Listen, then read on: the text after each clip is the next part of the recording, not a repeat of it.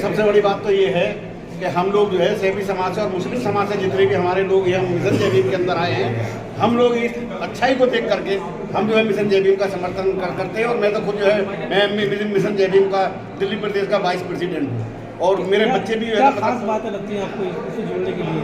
देखिए, इसमें समानता है। मिशन जय भीम के अंदर समानता है, मानव मानव एक समान।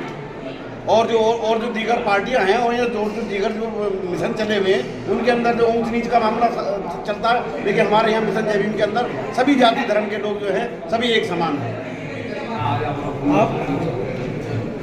आप यहाँ पर आए और बड़ी संख्या में मिशन जय भीम के लोग इकट्ठा हुए, क्या उद्देश्य देखा आपने इस कार्यक्रम का? देखिए, सबसे बड़ा उद्देश्य तो ये है कि जो हमारा लोकतंत्र है, संविधान उसकी सबसे बड़ी ताकत है, संविधान से ही लोकतंत्र है। और लोकतंत्र में सभी व्यक्तियों को जीने का, रहने का, खाने पीने का, हर चीज़ का अधिकार बराबर है। किसी का ऊंच नीच का कोई भेदभाव नहीं है। मिशन जय भीम एक इस तरीके से लेकर के सबको लेकर के चल रहा है, जहाँ ना जाति है, ना धर्म है, ना ऊंच है, ना भेदभाव है। आप भी देख रहे होंगे कि किस तरीके से इस समय देश में माहौल हो रहा है, जहाँ छोटी छोटी जो बातें होती हैं उन पे कुछ फिरका प्रस्त ताकते हैं, दंगा भड़काने की कोशिश करती हैं।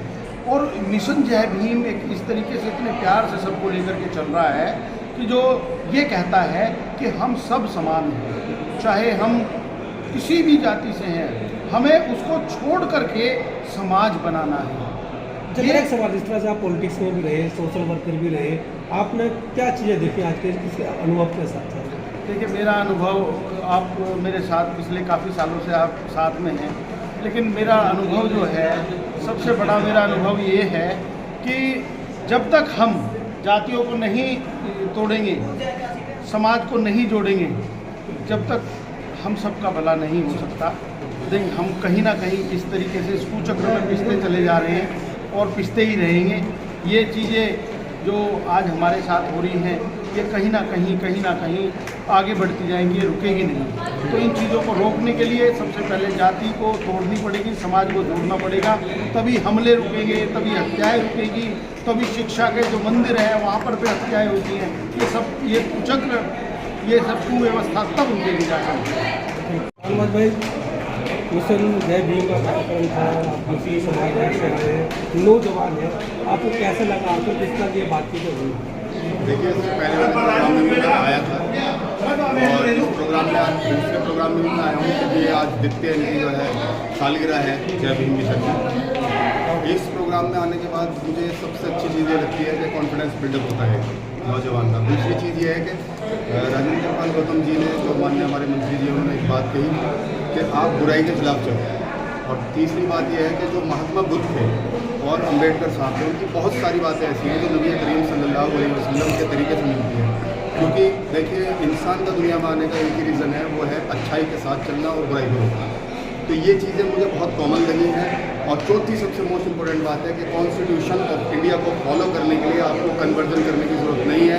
If you are a Muslim, being a Muslim, आप संविधान को फॉलो कर सकते हैं। डायरेक्टिव प्रिंसिपल्स उसमें हैं, फंडामेंटल राइट्स है। तो ये कुछ बातें ऐसी हैं तो मुझे लगता है कि हमें पूरी तरह से इनका साथ देना चाहिए। जिस तरह की हादसाओं की बात की, के मामले की बात की, राजस्थानी घटना का जिक्र किया, कोई और घटनाओं का जिक्र किया, उन पर क्या विचार रखते हैं? देखिए, बहुत सही उन्होंने बातें बोली है। और एक और बात उन्होंने कही है मंत्री जी ने कि ये बात तो वो है जो हाईलाइट हो गई है।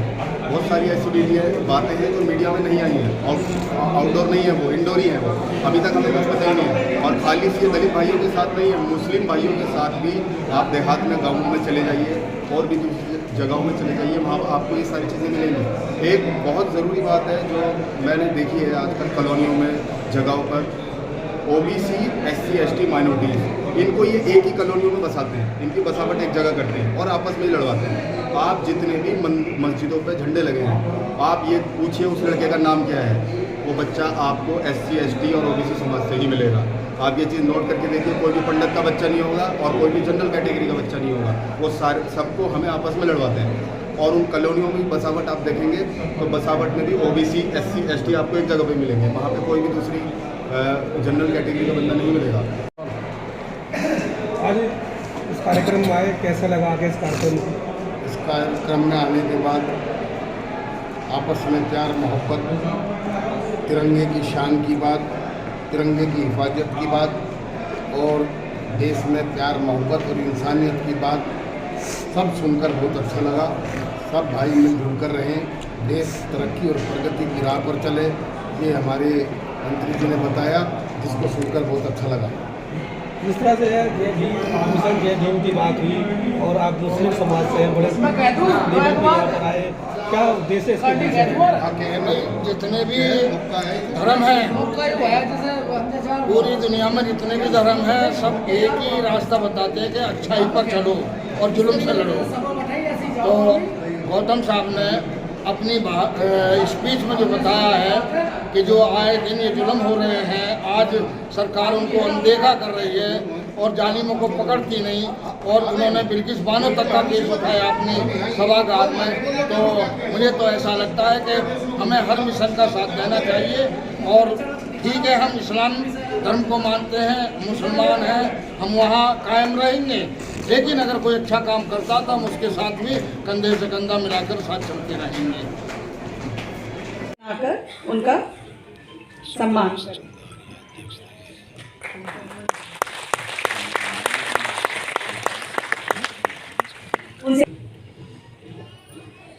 Shri BP Nigam ji, general secretary Yadav, general secretary Uttar Pradesh, कृपया मंच पर आएं।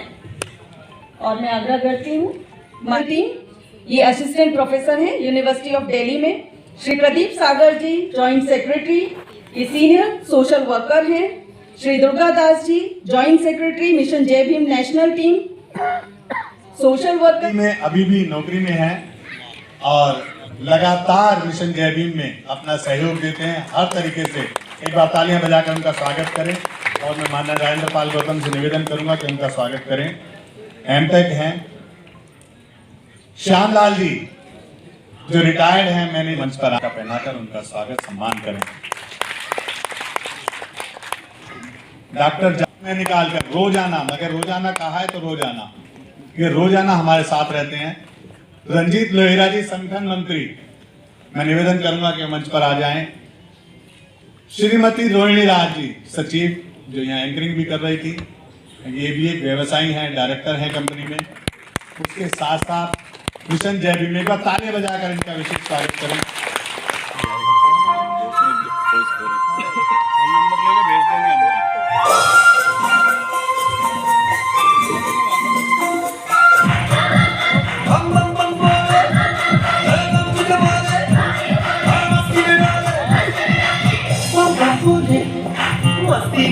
बहुत बड़ी अचीवमेंट मिशन जय भीम ने राजेंद्र पाल गौतम जी के नेतृत्व में प्राप्त की है।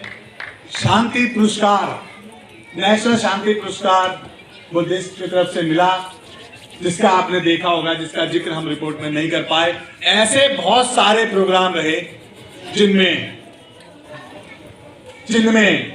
राजेंद्र पाल गौतम जी का बहुत सम्मान किया। गुजरात की आपने सभा देखी, किस प्रकार रात के 1 बजे की स्पीच थी, वो 1 बजे, और सवेरे 5 बजे तक 25,000 की कैपेसिटी वाला हॉल पूरा भरा हुआ था, और उसके बाहर स्क्रीन लगाकर लोग बिल्कुल नहीं उठे।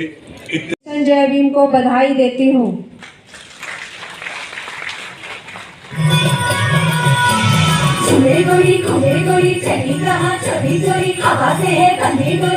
तैयारी की है, सोच कर रहे दिल के अंदर, इससे इनकी प्रतिभा को सैल्यूट है। लोग वो जो टीवी पे फिल्में देखते हैं, हमने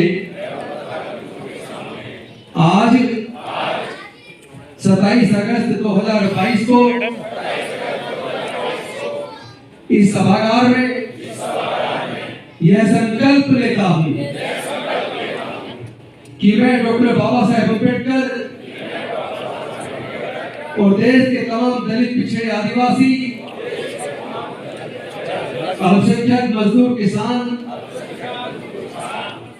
के ऊपर, उनकी आन बान शान पर भारत के संविधान, पूरे देश और दुनिया के अंदर दलितों के ऊपर, आदिवासियों के ऊपर, पिछड़े वर्ग के ऊपर संकल्प को निभाने के लिए तैयार हैं? क्या आप ये संकल्प लेने के लिए तैयार हैं? डॉक्टर बाबा साहेब अम्बेडकर हम आपको धोखा नहीं देंगे। अपने समाज की जुल्म जाति के खिलाफ हम लड़ेंगे। अपनी बहनों की इज्जत नहीं रुकने देंगे। अपने भाइयों का कत्ल नहीं होने देंगे। हम भारत को अक्षुण्ण रखते हुए, चुप रखते हुए संविधान की भी रक्षा करेंगे और तिरंगे की भी रक्षा करेंगे।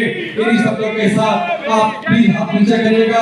आपने जो ये सहयोग दिया है, आज आपने मिशन जय भीम के दूसरे स्थापना दिवस पर जिस तरह का उत्साह दिखाया है, मैं चाहता हूँ पूरे देश के अंदर जाने की आप लोग तैयारी कर लो।